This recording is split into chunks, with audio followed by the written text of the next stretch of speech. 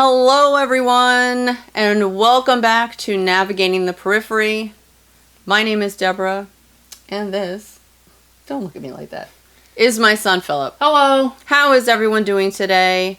If you're into what we're doing on our channel, please stick around and hit that like and subscribe button. We want to try to get our message out there and try to reach and help as many people as we can. Navigating the Periphery, we are trying to stop the stigma of a mental health diagnosis one show at a time. If you know anyone out there who could benefit from watching our channel, please spread the word. Remember, it's okay not to feel or be okay all the time. You are not alone. We're here. So, Mom, how are you doing today? I am good, Philip. How are you doing? I'm good and ready to discuss today's topic. But first, a brief disclaimer here. We are not medical professionals. No? I wish, no. No, we are not. So please refer to our full disclaimer at the end of this video and every episode that we put out. So Philip, you're up. Today, we're going to navigate the periphery of obsessive compulsive disorder, or OCD. Mainly, my journey with OCD from my childhood to now. Now, this is a completely separate diagnosed disorder from my schizoaffective disorder mixed type. However, there are some science that suggests the two are linked. We covered the OCD/schizoaffective link in episode 45. I'll link that one in the description box below. Yes, we did. Definitely check that out. OCD is where it began at 8 years old. Today, I talk about just my OCD, how it started, what type I have, and what I did. Most of my early OCD symptoms were internal and invisible. I chased perfection and control. I couldn't relax until my picture frames were perfectly aligned or my hangers evenly spaced. I had rituals like tapping a specific brick on the wall, circling the table in the living room both clockwise and counterclockwise, and counting ceiling and floor tiles. Plus, being the kid who wouldn't go in a ball pit or pet animals at a petting zoo due to contamination fear and insisting the other kids use hand sanitizer didn't exactly escalate my popularity. No. These were all attempts to quiet the intrusive thoughts looping in my brain. While the behaviors brought temporary peace, the anxiety always returned. Since receiving my OCD diagnosis, I've done deep healing and learning. I've researched mental health. I've worked to unlearn misconceptions and relearn what OCD truly is. Not just for others, but for myself. I also speak out because OCD is so deeply misunderstood. It definitely is. Receiving an obsessive compulsive disorder diagnosis can be a pivotal and life-altering experience, especially for an 8-year-old child. I mean, as a parent, I was floored. A person's journey with OCD typically progresses through distinct stages: the initial confusion of unrecognized symptoms, the clarity and challenges of diagnosis, and the long-term process of treatment and management. This is very challenging when it involves a child, but at least we finally had an answer to all the ritualistic behaviors. OCD can begin subtly in late childhood or early adulthood and may take years to diagnose correctly. Many struggle to voice their intrusive thoughts and fears due to feelings of shame and guilt, and they may not know that their repetitive thoughts, obsessions, and behaviors, compulsions, are part of a recognized mental health condition. Because OCD can manifest in many forms, symptoms are often misunderstood by both the individual and their loved ones. What appears as excessive hand washing and checking or counting may be dismissed as a quirk or a phase. I cannot thank my mom and some of my early school teachers enough for recognizing certain behaviors and getting me the help I needed.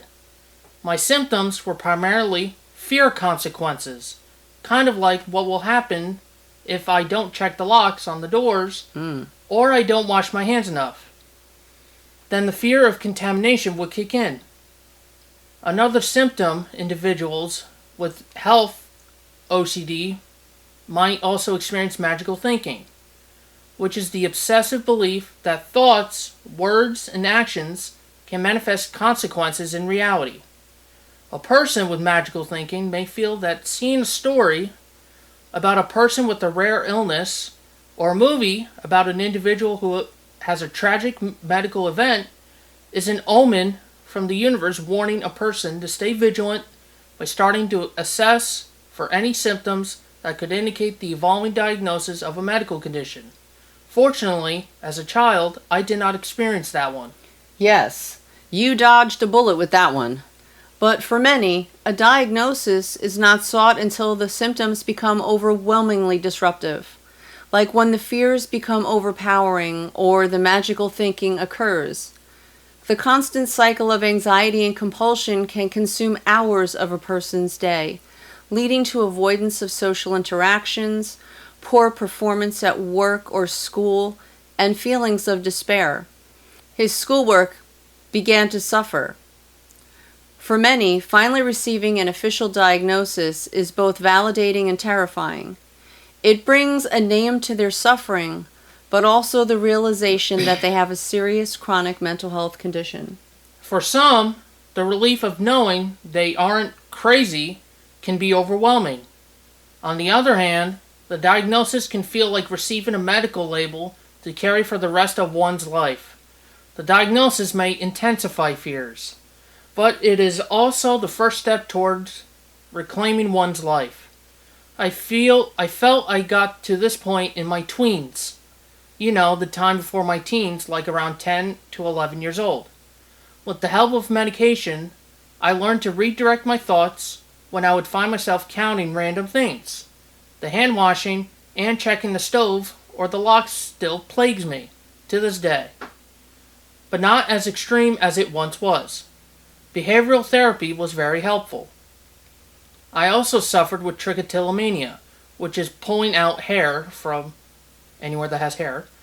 And for me, it was my eyelashes. I would obsessively do this. Recovery is rarely simple. It often involves a combination of therapy, medication, and lifestyle adjustments. Exposure response prevention, or ERP, a form of cognitive behavioral therapy, is considered the gold standard treatment for OCD. In ERP, an individual confronts their triggers while resisting the compulsion, which helps to break the cycle of fear. The path to recovery is not linear. There will be ups and downs, and particularly during periods of stress. OCD is always lurking around waiting for the perfect time to pounce, but the right tools can make it manageable.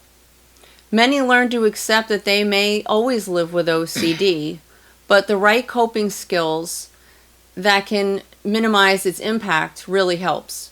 And as with any mental health condition, a strong support system helps. Ultimately, the journey from diagnosis to management is about making life big again. That with effective treatment and perseverance. Individuals can move from being consumed by their OCD to living healthy, meaningful lives, which I did. However, then during the pandemic, my psychosis happened and my schizoaffective disorder then took over. And what do you know? Many of the symptoms were eerily similar to OCD. Now I had to distinguish the difference between the intrusive thoughts of OCD and the auditory command hallucinations I suffered from the schizoaffective disorder. And you guessed it, we did an episode on the difference between those as well. We will link that episode as well. As a mom, I can say that Philip's story hasn't ended, and that some days are better than others. I have been fortunate to have family and my best friend Michelle, shout out Michelle, who have carried me through some of the darkest times of my life. I have found a supportive team of healthcare providers that I see frequently, and it enables me to discuss how I'm feeling, honestly and openly. So my treatment plan can be adjusted as needed. So, it takes a lot of work, but progress can definitely be made. For sure. It's rough and not easy for the parent or the patient. But please just remember, it's okay not to feel or be okay all the time. And that at Navigating the Periphery, we're trying to stop the stigma of all of this, one show at a time. So, we'll link the episodes in the box below. And until we see you again in our next episode coming really soon, take care, everyone. have a great night. Bye. Bye.